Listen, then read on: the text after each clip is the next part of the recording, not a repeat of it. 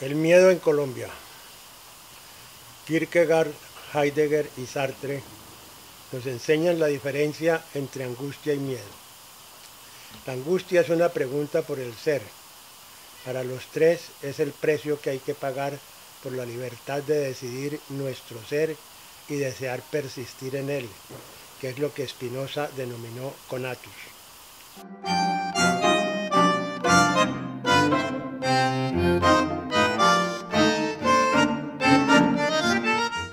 El miedo, por el contrario, anula esa libertad y genera una impotencia del deseo de ser y persistir en el ser.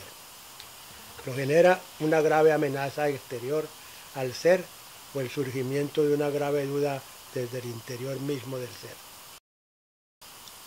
Ambas causas se combinan y cuando alcanzan una intensidad paralizante se genera lo que se llama traumatismo psíquico, que deja permanentes huellas, como explica Jean-Claude Ameisen en su libro Sobre los hombros de Darwin.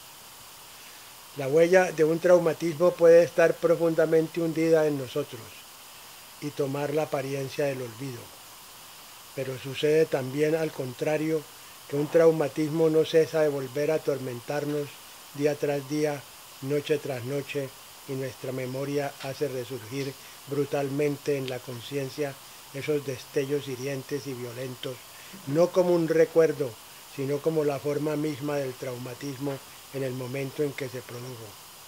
Y lo que revivimos entonces, sin cesar, lo que vuelve a atormentarnos de manera imprevisible, no es el pasado, es el eterno recomenzar del presente, con la misma intensidad, las mismas emociones violentas, la misma sensación de miedo y de urgencia. Eso está cada vez en trance de producirse por vez primera como un fragmento de tiempo que resistiría la inscripción en nuestra memoria, como un fragmento de tiempo fijado, congelado, que no puede tomar el color del pasado.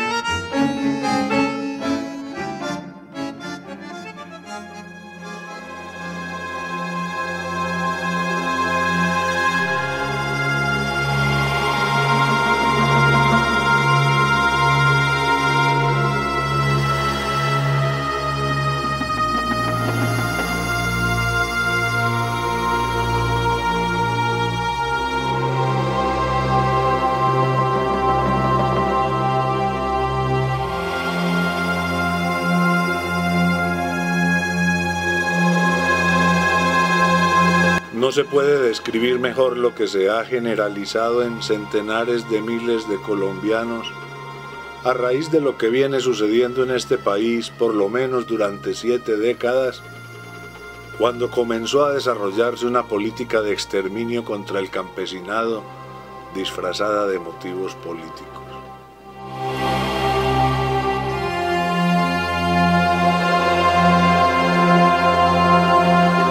En un principio, esa violencia desencadenada por los que gobernaron desde fines de los años 40 y durante casi todos los años 50, se extendió principalmente por las zonas cafeteras, donde la tierra estaba muy repartida entre grandes, medianas y pequeñas fincas, y en las extensas llanuras del oriente, donde todavía no había propietarios propiamente dichos de la tierra. En un caso, el interés verdadero de la violencia era la expulsión de propietarios pobres y medios en beneficio de las grandes haciendas. En el otro hubo apropiación de grandes territorios baldíos. En ambos casos cambia el régimen de propiedad con grandes consecuencias socioeconómicas, de las que se derivan igualmente graves consecuencias psicológicas para los pobladores. Porque el café se había convertido en una especie de símbolo del imaginario social de ese país campesino que fue Colombia hasta las décadas nefastas del 40 y el 50, y los cruentos hechos que han sembrado el miedo han borrado ese símbolo del país agrario y lo han reemplazado por una impronta de país violento y narcotraficante. Si durante las 2/3 partes del siglo XX fue verdad el dicho «Colombia es café o no es nada», hoy Colombia está más cerca de ser nada que de ser café. Tal vez porque el campesinado colombiano es una especie en vía de extinción. Solo en los últimos 20 años la combinación de la violencia política y la guerra económica desatada por la mundialización neoliberal ha expulsado 5 millones de labriegos de sus parcelas. Casi 2 millones de hectáreas de tierras laborables han sido abandonadas. La población campesina en los comienzos del siglo pasado era el 70% y en el que se inicia es el 24% del total. El resultado nos permite comprender la verdadera causa de la violencia, la eliminación de la posibilidad de una reforma agraria y el desarrollo de una contrarreforma agraria a sangre y fuego. Desde el principio fue una guerra en la cual el inmenso poder político y la magnitud de la fuerza económica y militar del latifundismo siempre tuvo todas las ventajas contra las aspiraciones del campesino a poseer tierra laborable para trabajarla en provecho de su propio sustento y el de su familia.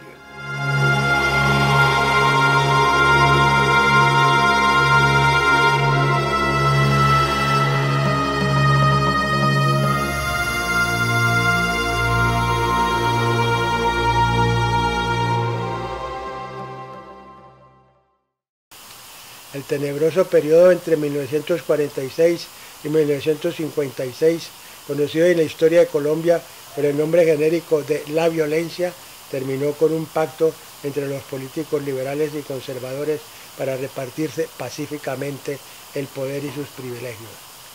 Por consiguiente, también la propiedad y el usufructo de centenares de miles de hectáreas que habían pasado de manos de los campesinos pobres a parceros, minifundistas, colonizadores de selvas y altas montañas y de muchos campesinos medios, finqueros, granjeros, arrendatarios, a manos de los grandes ganaderos y agricultores con capacidad exportadora de productos agrícolas con mercado mundial.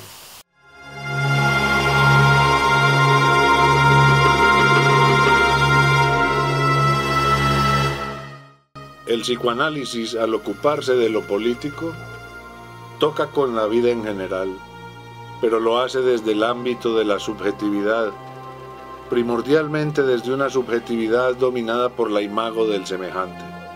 El psicoanálisis nos permite entender que si bien ante el prójimo oscilamos entre el abrazo, el rechazo, el miedo y la aniquilación, se trata de algo que se da integralmente en el psiquismo y no constituye una verdadera posibilidad de destrucción física del cuerpo, si no media la psicosis o la promoción del odio político y bélico, ni tampoco es un equivalente de una muerte propia, si no media la suicidosis o la desesperación total frente a las situaciones que liquidan toda esperanza, para lo cual no hay significante en el inconsciente, según lo estableció el mismo Freud. En tanto que psicoanalistas, estamos por consiguiente en capacidad de comprender lo que todos los militares que han vivido las guerras o teorizado sobre ellas saben.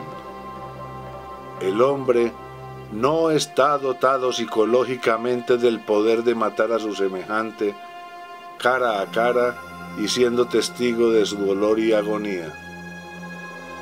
Para que eso pueda ser posible, es necesario adiestrarlo, abolir sus inhibiciones, inducir el odio en su corazón y la paranoia en su razón. Concluimos, el miedo, como lo señaló Spinoza en su Tratado Teológico Político, es la condición en la que puede sostenerse una dominación estatal represora y despótica. Para ser libres hay que superar el miedo.